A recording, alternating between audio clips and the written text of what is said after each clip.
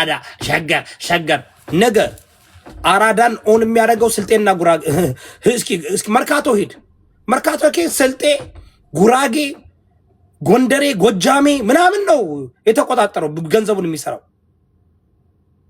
4 ኪሎ ብትሄድ በሻሻ ነው ከባህር ዳር ነው ከጎጃም ነው ከወሎ ነው ከአርሲ ነው ከወለጋ ነው ምን ይዛችሁ ነው የምታወሩት በቃ ዝም ብላችሁ ዝም አብዛኛው ይወላችሁ አንድ ነገር ልንገራችሁ አዲስ አበባ ልጆች አዲስ አበባ ሀገር አይደለም አዲስ አበባ ሀገር አይደለም ከተማ ነው ሀገር ኢትዮጵያ ናት ሀገር ማለት ኢትዮጵያ ናት አዲስ አበባ የሸገር በቃ ደደብ በሙዚቃና በድራግና በመጠጥና በሸርሙጥና በቃ ብቻ የእናንተ ማንነት አይደንቲቲ አዲስ አበባ ማለት መጠጥ ነው ያራድዬ ልጅ አራድዬ ነኝ ያራድዬ ፋራ ናችሁ ኢቭን እንኳን ሙዚቃ ከክፍለ ሀገር ያሉት ይበልጣቸዋል አንድ እስኪ ንገረኝ እስኪ አንድ ከክፍለ ሀገር ያለው ሙዚቀኞች ሁሉ አርቲስት ብትል እግር ኳስ ተጫዋች ብትል በሁሉም በኩል ብትል ከክፍለ ሀገር ልጅ የመጣ ነው የሚቦንስ because ደደብ ናችሁ ሰገጤ ናችሁ ፋራዎች ናችሁ ሀገር ምን እንደሆነ አታውቁ ፖለቲካሊ ኢንቮልቭመንታችሁ ሁሌ ብጥብጥ መበጥበጥ ብቻ መንጋዎች ናችሁ የእናንተ እኮ አምላካችሁ ቴዲ አፍሮ እኮ ነው የአዲስ አበባ አምላክ ቴዲ አፍሮ ነው ምን አባ ያደርግልሃል ቴዲ ይነግድባል እንዳረግጣችሁ አርፋችሁ ተቀመጡ እውነቴን ነው ሀገራችን አትበጥብጡ ኢትዮጵያን አትበጥብጡ እኔ ከአዲስ አበባ ለተፈናቀሉትና በየየመን በሶሪያ በመናምን የተበተኑት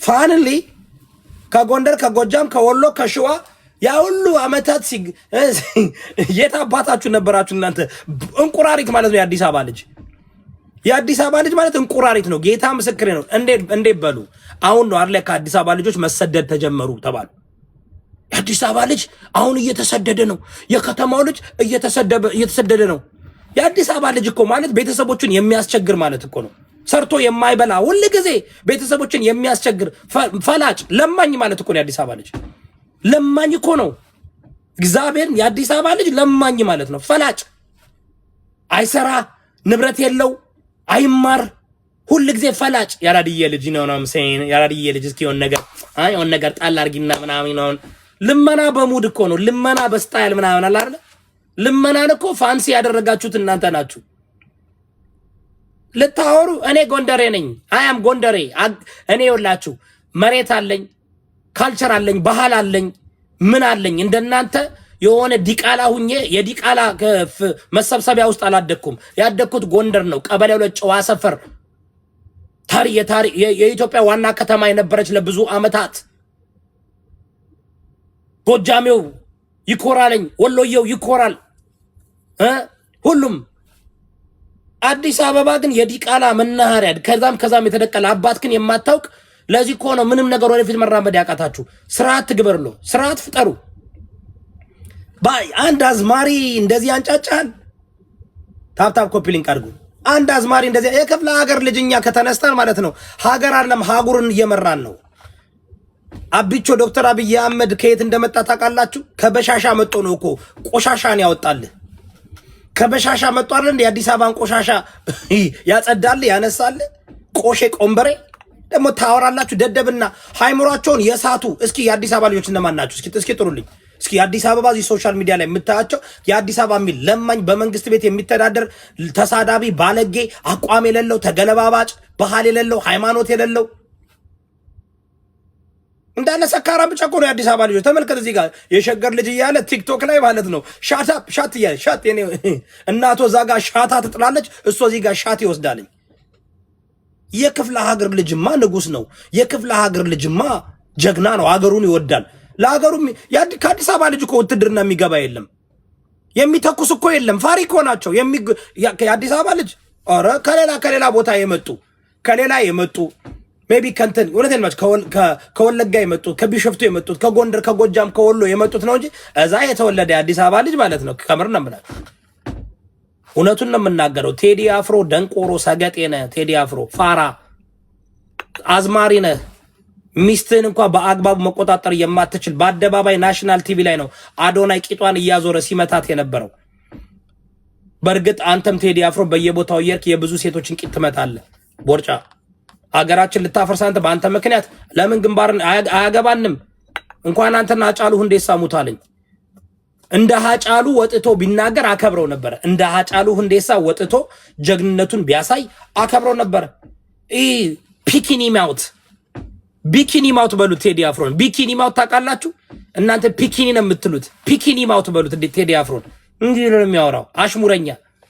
ወንድነህ ተናገር እስኪ፣ ወንድነህ ተናገር። እንደ ሃጫሉ ሁንዴሳ ውጣና ዶክተር አብይ አህመድንም የፈለከውን ሚኒሊክንም እስኪ ተናገር።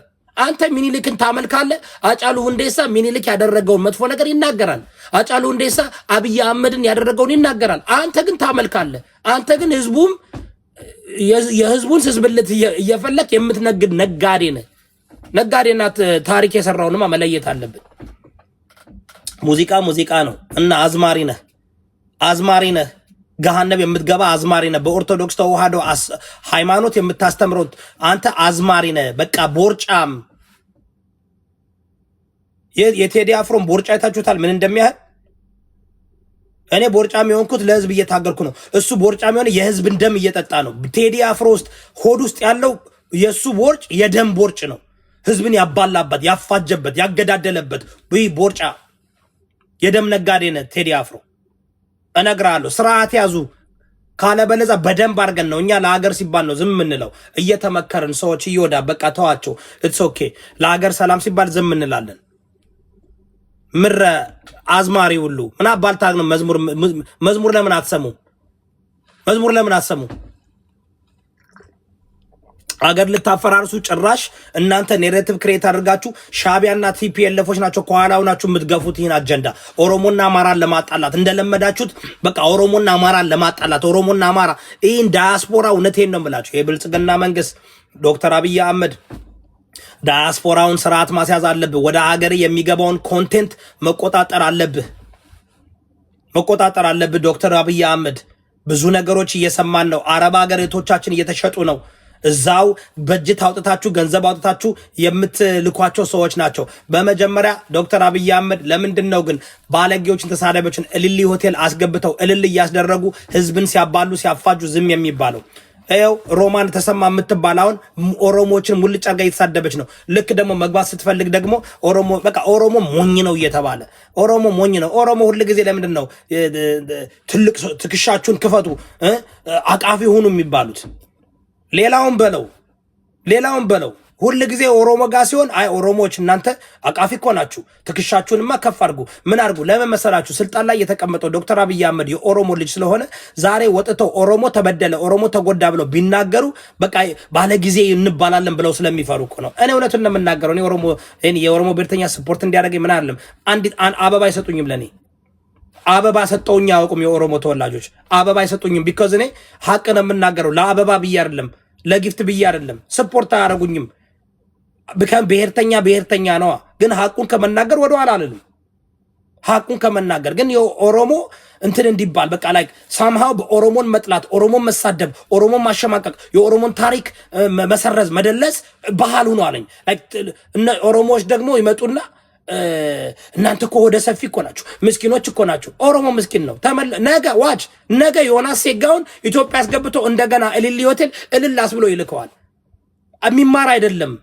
እንደ ኦሮሞ በተደጋጋሚ እባብ የሚነደፍ ህዝብ የለም። ለምን?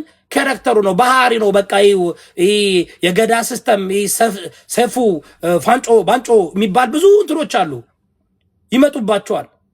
መማር አለባችሁ። እስከ መቼ ነው? ወዳጃችሁንና ጠላታችሁንማ ማወቅ አለባችሁ። ኦሮሞ ሀገር የመሰረተ ነው፣ ወደድክም ጠላህም። ኢትዮጵያ ለማለት ኢትዮጵያ ብለህ በኦ መጀመር አለብህ። ኦሮሞ ወታደሮች አጥንታቸውን የሰባበሩ